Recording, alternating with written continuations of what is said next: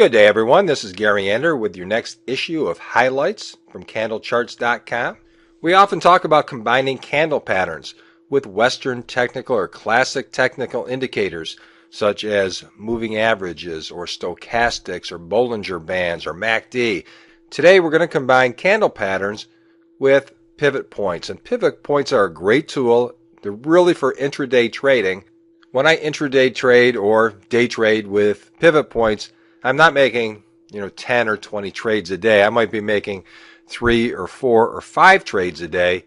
And combining the pivot points with the candlestick patterns gives you a great indication as to when you should place those trades.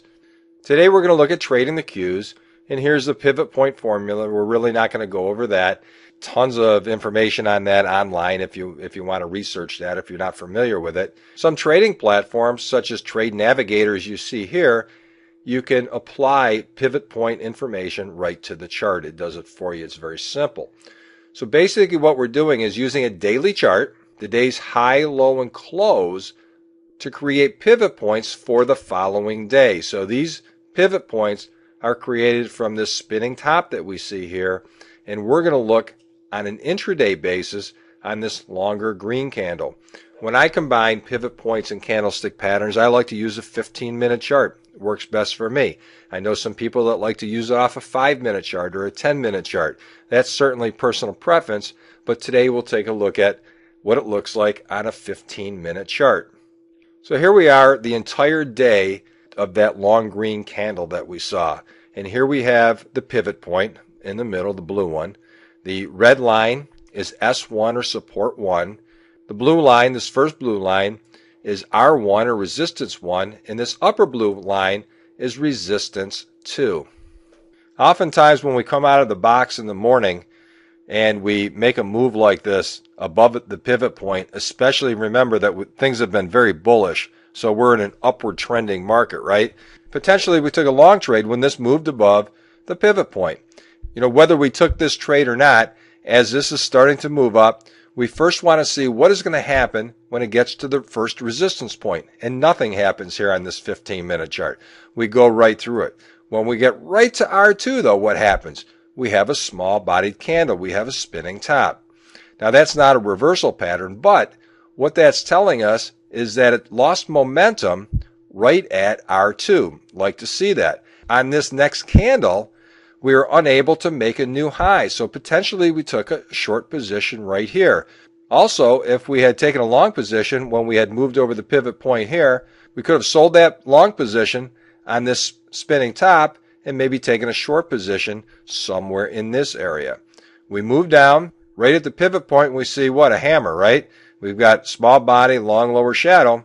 So the short position that we put on here would be covered down here, maybe even after this candle was complete.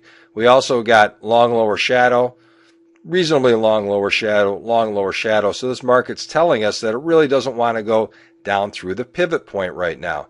And potentially we took a trade right here after the close of the hammer. Now that didn't go very far. It moved up a little bit.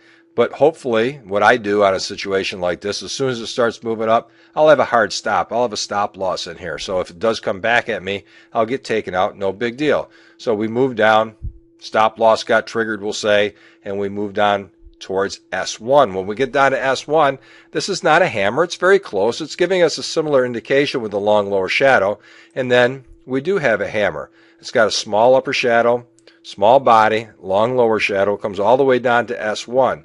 Potentially we took a long position. If not, maybe on this next candle, as we pull back into the middle of the hammer, we talk all the time about when a market's moving down like this and we see the hammer, oftentimes one of the next several candles would give us a retracement where we can put a position on somewhere in the middle of that hammer. So right in here, maybe we put the long position on, maybe we put it at the beginning of this next candle.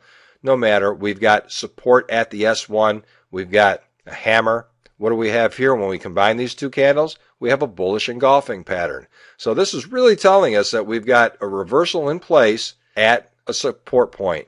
And from there, we move up, we go right through the pivot point, no issue there. When we get up to resistance 1 again, we move right through it. And then we basically go sideways, riding on top of that first resistance line, and then we make a move up. Maybe you took your long profit here when we hit the R2 again, or maybe you waited to the close of the day and it continued up a little bit higher. So potentially we had a long trade, we had a short trade, we had a long trade that didn't work out very well, and then we had another long trade that worked out really well. So you can see how profitable it could be combining your pivot points and your candlestick patterns. When you have a complete education in your candlestick patterns, the pivot points are really easy to incorporate into a plan so that if you want to do some intraday trading, you've got an excellent strategy to work with. Hopefully this helps with your trading. This is Gary Ender. Have a profitable day.